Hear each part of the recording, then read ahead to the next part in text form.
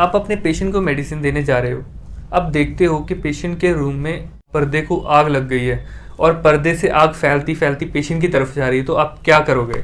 दोस्तों, ऐसा वाला क्वेश्चन अगर आपसे कभी पूछा हो या इसके रिलेटेड सिचुएशनल बेस्ड क्वेश्चन आपसे भी कभी पूछा हो, तो आपके दिमाग में ये चीज़ जरूर आती होगी कि साला इसके बारे में तो मैंने पढ़ा ही नहीं यार। मैं तो ये पढ़ता रह गया कि वाइटल साइन क्या होते हैं, मैं तो ये पढ़ता रह गया कि बीपी कितना, बीपी की नॉर्मल वैल्यू क्या होती है, मैं तो ये पढ़ता रह गया कि प्रेशर अल्सर पोजीशंस कौन कौन सी होती है। तो ये क्वेश्चन तो मैंने कभी पढ़ा ही नहीं गया यार, अगर ऐसा हो गया तो क्या करोगे? तो आजकल क्या होता है कि आप जब भी इंटरव्यू देने के लिए जाते हो तो आपसे जरूर ऐसे क्वेश्चन वो पूछते हैं, एक दो नहीं तो तीन क्वेश्चन सिचुएशनल बेस्ड जरूर पूछेंगे कि अगर ऐसा हो गया तो क्या करोगे। तो बहुत सारे दोस्त मुझे ये चीज़ बोलते हैं कि सर हमसे ये चीज़ पूछी थी तो हमें कैसे आंसर करना था उसका। तो हालांकि वो आंसर वहाँ पे आप करके आ ही जाते हो, लेकिन फिर भी आपके दिमाग में एक ये चीज़ रहती है और आपके आंसर से ही वो कई बार ये चीज़ देख लेते हैं कि इसको रखें कि ना रखें। इसी ही टाइप के कुछ सिचुएशनल बेस्ड क्वेश्चन जो कि आज हम जिसके बारे में पढ़ने जा रहे हैं, तो मैंने अपने कोर्स में कंप्लीट सारे सिचुएशनल बेस्ड क्वेश्चन की बात करी हुई है, लेकिन उनमें से कुछ सिचुएशंस जो मैं आपके साथ शेयर करने जा रहा हूँ, अगर आप भी इंटरव्यू देने के लिए जा रहे हो तो जरूर ये सिचुएशंस आप देख के इनके बारे में पढ़ के जाना, ताकि आप वहाँ पे ऐसे ब्लैंक ना हो जाओ कि अब मैं क्या बोलूँ। दोस्तों, आप या आपका कोई फ्रेंड अगर इंटरव्यू देने के लिए जाना चाहता है तो उनके साथ ये वीडियोस जरूर शेयर करना, और अगर आपको वीडियो अच्छी लगती है तो आप चैनल को सब्सक्राइब कर सकते हो, आपको बहुत सारी नर्सिंग के रिलेटेड वीडियोस देखने के लिए मिलेगी। तो दोस्तों, पहला जो सिचुएशनल बेस्ड क्वेश्चन है वो ऐसे है कि वो आपको शिफ्टिंग के बारे में पूछ सकते हैं। तो शिफ्टिंग आप कहीं से भी लगा लो, चाहे वार्ड से आईसीयू में, या वार्ड से सर्जरी के लिए पेशेंट को ओटी में, या फिर वार्ड से किसी कैथ लैब में, या फिर वार्ड से किसी आईसीयू में, या आईसीयू से वार्ड में। तो कहीं से भी शिफ्टिंग अगर आप पेशेंट की करवाते हो तो उसके ऊपर जरूर क्वेश्चन वो पूछ सकते हैं कि आपको मान लो कोई ऐसा पेशेंट है जो अभी मान लो कोई इसी पेशेंट की सर्जरी हुई है ना, तो वो पेशेंट को आपको वार्ड में शिफ्ट करना है, तो आप क्या क्या चीज़ों का ध्यान रखोगे। या फिर ऐसे पूछ सकते हैं कि मान लो आप वार्ड में काम कर रहे हो, आपका कोई पेशेंट थोड़ा सिक होता है और डॉक्टर ने बोला कि इसको आईसीयू में शिफ्ट करना है, तो आप क्या करोगे, कैसे करोगे, है ना। तो ऐसे करके आपसे कोई भी आपको सिचुएशन दे देंगे और वो सिचुएशन पे आपको बोलना होता है, आपको बताना होता है कि आप वो सिचुएशन को कैसे हैंडल करोगे या टैकल करोगे। अगर वार्ड से आईसीयू की बात करें तो वार्ड से पेशेंट डिस्चार्ज तो हो सकता है, लेकिन अगर आईसीयू में आता है तो उसका एक स्पेसिफिक रीज़न होता है। बिना रीज़न के पेशेंट को हम कभी भी वार्ड से आईसीयू में वापस शिफ्ट नहीं करते हैं, तो उसके लिए रीज़न जो है वो होना चाहिए, वैलिड रीज़न होना चाहिए। तो उनके लिए आप उनको बता सकते हो कि मैम सबसे पहले तो हम पेशेंट के रीज़न देखेंगे कि क्या रीज़न है पेशेंट को शिफ्ट करने का। जैसे हम एक आरआरटी कोड आरआरटी करते हैं, अगर पेशेंट सिक हो रहा है, या कोई पेशेंट का कोड ब्लू हुआ है, या कोई पेशेंट को सर्जिकल साइट इन्फेक्शन हो गई, या कोई पेशेंट अनकॉन्शियस हो गया है ना, तो ये सारी कंडीशंस हो सकती है जिसकी वजह से आपको आईसीयू में पेशेंट को शिफ्ट करना है। उसके बाद अगर शिफ्ट करना है, अगर मान लो कोई सर्जिकल साइट इन्फेक्शन वाला पेशेंट है उसको शिफ्ट करना है, तो उससे पहले आपको ट्रांसफ़र आउट डॉक्टर से रिटर्न में लिखवाना है। उसके बाद डॉक्टर को बोलना है कि एक बार पेशेंट को और अटेंडेंट को जाके काउंसिल करे कि आपको शिफ्ट कर रहे हैं, क्योंकि कई बार अटेंडेंट भी रिलक्टेंट होते हैं कि पेशेंट को नहीं हम भेजना चाहते, आपको कई बार मना कर सकते हैं कि नहीं मुझे नहीं अपने पेशेंट को शिफ्ट करवाना, मुझे यहीं पे रहना है। तो उस कंडीशन में आपको डॉक्टर को बोल के उनको काउंसलिंग करवानी है कि आपके पेशेंट को शिफ्ट करना है। उसके बाद जब वो चीज़ें रेडी होती है तो फिर आपको आईसीयू में इन्फॉर्म करना होता है, आईसीयू के डॉक्टर को इन्फॉर्म करना है कि ये पेशेंट को हम यहाँ पे शिफ्ट कर रहे हैं। फिर वहाँ पे जब शिफ्ट करना है तो सेफ हैंडलिंग आपको ध्यान में रखनी है कि पेशेंट का कहीं फॉल ना हो जाए शिफ्टिंग के दौरान। उसको कैसे आपको लेके जाना है, अगर ऑक्सीजन की ज़रूरत है ऑक्सीजन लगा के लेके जाना है, मॉनिटर अटैच करके लेके जाना है। उसके बाद आगे जहाँ पे लेके जाना है वहाँ पे बेड रेडी कर होना चाहिए, पहले से स्टाफ के साथ कम्युनिकेट करना है शिफ्ट करने से पहले।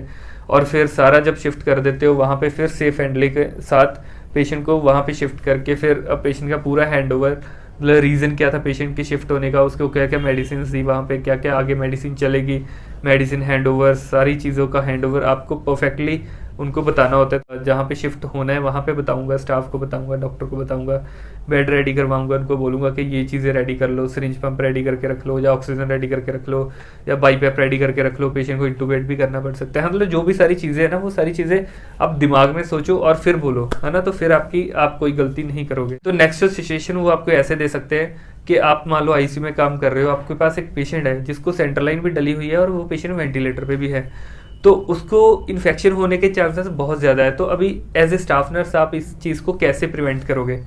तो ऐसी वाली सिचुएशन देंगे तो आपको ही बताना होता है कि इस चीज़ को आप कैसे प्रिवेंट करते हो।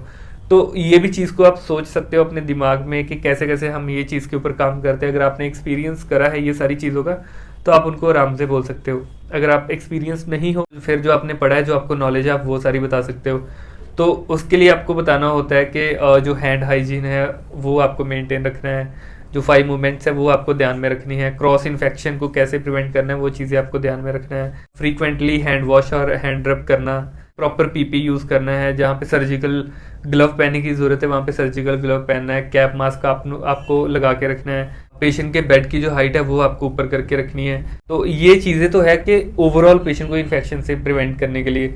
फिर उसके बाद उसको और ज़्यादा इलेबोरेट करने के लिए आपको 2 कंडीशन ऑलरेडी उन्होंने दे दी है जिसके ऊपर आपको बोलना है, जैसे कि वेंटिलेटर एसोसिएटेड निमोनिया, जिसके बारे में आपको याद रखना है कि वैप के बंडल केयर क्या क्या है वो आपको बता सकते हो कि उसका फिर बेड की जो हाइट है वो 35 डिग्री पे करके रखनी है। अगर पेशेंट वेंटिलेटर पे तो रेगुलर सक्शनिंग करते रहना है। तो जब भी पेशेंट की सक्शन करनी है हर बार हमें ग्लव भी चेंज करने हैं, हर बार आपको कैथेटर भी चेंज करना है, फिर एसेप्टिक टेक्निक्स यूज़ करनी है। फिर हम जब सेंट्रल लाइन को हैंडल कर रहे हैं तो हम जब भी कोई भी मेडिसिन देते हैं तो पहले 70% अल्कोहल स्वैब के साथ जो हब होती है उसको क्लीन करना है, फिर मेडिकेशंस देनी है। तो फिर आपको ग्लव पहन के हमेशा सेंट्रल लाइन को टच करना है, सेंट्रल लाइन को टच करने से पहले और बाद हैंड रब करना है। कोई भी मेडिसिन देने के बाद आपको जो पोर्ट है उसको फ्लश करते रहना है ना। तो ऐसे करके आप काफ़ी सारे पॉइंट उनको बता सकते हो कि ऐसे ऐसे ये सारी चीज़ें हैं, ऐसे करके मैं इन्फेक्शन को प्रिवेंट कर सकता हूँ पेशेंट की। उसके बाद जो मोस्ट फ्रीक्वेंट क्वेश्चन जो पूछा जाता है सिचुएशन बेस पे कि आप पेशेंट को मेडिसिन देने के लिए गए हो, आपने देखा कि पेशेंट सो रहा है,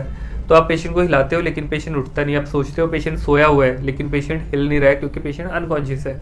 तो क्या करोगे उस कंडीशन में आप? तो ऐसे करके आपको सिचुएशन देते हैं। तो अगर आपको पता है तो आप डायरेक्ट बोल दोगे, अगर आपको नहीं पता तो आप कंफ्यूज हो जाओगे। तो जैसे नॉर्मल BLS में हम करते हैं, बेसिक लाइफ सपोर्ट में, वही सेम चीज़ें यहाँ पे भी कुछ कुछ है जो रिपीट होनी है, तो वो आपको बतानी होती है। अगर आपको नहीं पता तो आप वहाँ पे ब्लैंक हो गए तो वो बोलेंगे चलो ठीक है आप जाओ, ऐसे करके आपको भगा देते हैं क्योंकि उनको पता चल जाता है कि ये बंदा ये सिचुएशन को हैंडल नहीं कर सकता है। तो अगर आपको पता है तो आप उनको डायरेक्ट ऐसे बोल सकते हो कि अगर मैं देखता हूँ मेरा पेशेंट मतलब रिप्लाई नहीं कर रहा हो तो मैं उनको हिला के देखता हूँ कि उनका नाम लेके उनको हिलाऊंगा। अगर वो फिर भी रिप्लाई नहीं देंगे तो फिर मैं चेक करूँगा कि वो कॉन्शियस है या नहीं। तो कॉन्शियसनेस चेक करने के लिए मैं उसका GCS चेक करूँगा, साथ में उसकी कैरोटिड पल्स चेक करूँगा कि पेशेंट कॉन्शियस है, उसके साथ साथ पेशेंट की पल्स चल रही है कि नहीं। अगर पेशेंट की पल्स चल रही है लेकिन पेशेंट ड्रॉजी है तो उसका GCS चेक करके आप वहाँ पे कोड अनाउंस करवाते हो जिसको हम बोलते हैं कोड RRT। और अगर बिल्कुल पल्स नहीं मिलती आपको तो आपको क्या करना है, उसी टाइम सीधा CPR स्टार्ट कर देना होता है। कैरोटिड पल्स चेक करने के बाद CPR स्टार्ट करके आपको शाउट करना है, हेल्प के लिए कॉल करना है। तो उसके बाद आप उनको बताओगे कि फिर देन हेल्प करने के लिए जो मेरा स्टाफ है, जो मेरे कलीग्स है वो आएंगे। फिर मैं उनको बोलूँगी कि जल्दी से क्रैश कार्ड लेके आओ और कोड ब्लू करो और डॉक्टर को इन्फॉर्म करो। फिर वो कोड ब्लू करते हैं, फिर डॉक्टर आते हैं, फिर हम एट्रोपिन देते हैं डॉक्टर के ऑर्डर के बाद, उनको ADR देते हैं, ये सारी चीज़ें देते हैं, साथ में CPR कंटिन्यू करते हैं। तो 2-3 मिनट के अंदर अंदर कोड ब्लू टीम आ जाती है, उसके बाद वो पेशेंट का हैंड ओवर ले लेते हैं। तो ऐसे आप उनको बता सकते हो कि ये सिचुएशन में हम ऐसे करेंगे। उसके बाद आपको ऐसी सिचुएशन दे सकते हैं कि आप इमरजेंसी डिपार्टमेंट में काम कर रहे हो और आपके पास कोई पेशेंट है जो आता है और आप देखते हो कि वो जो पेशेंट है वो चेस्ट पेन के साथ आया है। तो एज ए नर्स आप क्या करोगे, है ना। तो अगर चेस्ट पेन के साथ आता है तो आपको पहले ही दिमाग में ये चीज़ रखनी है कि it could be A heart attack. तो हार्ट अटैक हो सकता है क्योंकि चेस्ट पेन हो रही है, तो उसके लिए आपको सबसे पहले आप बोलोगे कि हम सबसे पहले उनकी ECG करेंगे पेशेंट की और वाइटल साइंस लेके। उसके बाद आप ECG करके डॉक्टर को दिखाओगे। अगर उसमें हमें ST एलिवेशन लगता है कि पेशेंट को MI हो सकता है तो उसके बाद हम क्या करते हैं, सीधा कार्डियक वाले डॉक्टर को बुला के हम एक कोड STEMI होता है जिसको हम बोलते हैं ST एलिवेशन मायोकार्डियल इन्फार्क्शन।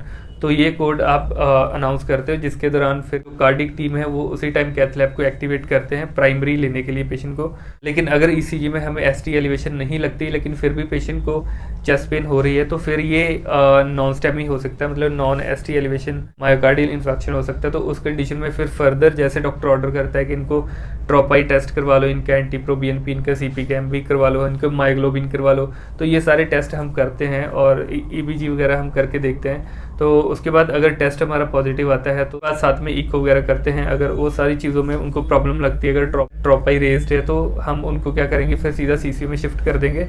फिर वहाँ पे जो आगे डॉक्टर है वो अपनी फर्दर इन्वेस्टिगेशन करते हैं, एंजियोग्राफी करते हैं, वो सारी चीज़ें आगे का पार्ट है। तो जो आपको हैंडल करना होता है इमरजेंसी में एज ए स्टाफ नर्स, तो आप ये सारी चीज़ें उनको बता सकते हो। तो ऐसे करके कुछ कोड पूछने के लिए भी वो आपको बोल देते हैं कि आपके वहाँ पे आग लग गई है तो कौन सा कोड अनाउंस करोगे और कैसे करोगे, या आपको कोड ब्लू अनाउंस करना है तो कैसे करोगे, है ना। तो उसके लिए भी ये सिचुएशन आपको दे देंगे कि आप वार्ड में काम कर रहे हो, वहाँ पे आपने देखा पेशेंट अनकॉन्शियस हो गया या कार्डिक अरेस्ट हो गया, तो कैसे कोड अनाउंस करोगे। तो वो चीज़ें भी आपको पता होनी चाहिए कि कोड अनाउंस करने के लिए नॉर्मली क्या होता है कि आप कुछ हॉस्पिटल के अंदर एक नंबर दिया होता है जिस पे आप कॉल करके बता देते हो और वहाँ से वो खुद ही कोड अनाउंस करते हैं। लेकिन कुछ जगह पे ऐसे होता है कि आपको खुद कोड अनाउंस करना होता है वो नंबर पे कॉल करके। जैसे ही वो नंबर पे आप डायल करते हो तो डायरेक्ट जितने भी पूरे हॉस्पिटल के अंदर जितने भी स्पीकर लगे होते हैं सबके अंदर आपकी आवाज़ जाती है। तो कोड जब भी आप बोलोगे तो कोड के लिए आपको सबसे पहले, अगर हॉस्पिटल की एक ही बिल्डिंग है तो फिर तो आपको सीधा फ्लोर बताना है। अगर 2 बिल्डिंग है तो सबसे पहले आपको बताना है कि बिल्डिंग ए या बी। जैसे अगर बिल्डिंग बी है तो आप बोलोगे कि बी ब्लॉक। उसके बाद आप बोलते हो कि फ्लोर कौन सा है, 3rd या 4th या 5th फ्लोर। उसके बाद आप बोलते हो कौन सा रूम है, 456 रूम। और उसके बाद आप बोलते हो बेड नंबर कौन सा है, बेड नंबर 2। इसको अगर पूरा एक ही बार बोलना हो तो आप ऐसे बोलोगे कि code blue in B block 4th floor 467 bed number 1, है ना। ऐसे करके आप सारी चीज़ों को इंक्लूड करके बोलते हो। तो ऐसे सिचुएशन अगर आपको देते हैं तो आपको ऐसे उनको ये सारी चीज़ें बतानी है कि आप ये सारी चीज़ें इंक्लूड करोगे कोड बोलने के अंदर। क्योंकि ये नहीं कि आपने कोड बोल दिया, आपके वहाँ पे 2 बिल्डिंग है, आपके हॉस्पिटल में 2 बिल्डिंग है, आपने बोल दिया कि कोड ब्लू इन 4th फ्लोर, है ना। तो अब वो बेचारे ये कन्फ्यूज हो जाएंगे कि 4th फ्लोर बी है या ये है, इधर भागना है कि इधर भागना है ना। तो क्योंकि उस टाइम पे उनके पास time within 2 to 3 minute उनको पहुंचना होता है साइट पे, तो इसलिए आपको एक्यूरेट बोलना है जो भी बोलना है। तो ये कुछ सिचुएशंस है जो आपसे पूछ सकते हैं और आपको इनका आंसर करना होता है। तो ऐसे वाले सारे जितने भी क्वेश्चन आपको इंटरव्यू के दौरान आते हैं उनके बारे में कंप्लीट नॉलेज लेने के लिए, बाकी इंटरव्यू में पूछे जाने वाले क्वेश्चन और जितने भी टेस्ट पेपर होते हैं उनके बारे में सारी नॉलेज लेने के लिए आप मेरा कोर्स ज्वाइन कर सकते हो। अगर आपको इंटरव्यू के दौरान कोई प्रॉब्लम आ रही है, आपकी इंटरव्यू नहीं क्लियर हो रही, तो आप मेरा कोर्स ज्वाइन कर सकते हो। तो मैं आपको वो सारी चीज़ें दूंगा जो आपकी इंटरव्यू में आपकी हेल्प करेगी। तो कोर्स ज्वाइन करने के लिए डिस्क्रिप्शन में मैंने नीचे अपना व्हाट्सएप नंबर एक दिया हुआ है। तो अगर आप कोर्स में इंटरेस्टेड हो, आप कोर्स को बाय करना चाहते हो, तो आप ये व्हाट्सएप नंबर पे मुझे मैसेज कर सकते हो। अगर आपको और कोई डाउट पूछना है तो आप नीचे कमेंट सेक्शन में कमेंट करके पूछ सकते हो। दोस्तों मिलते हैं नेक्स्ट वीडियो के साथ, तब तक के लिए बाय।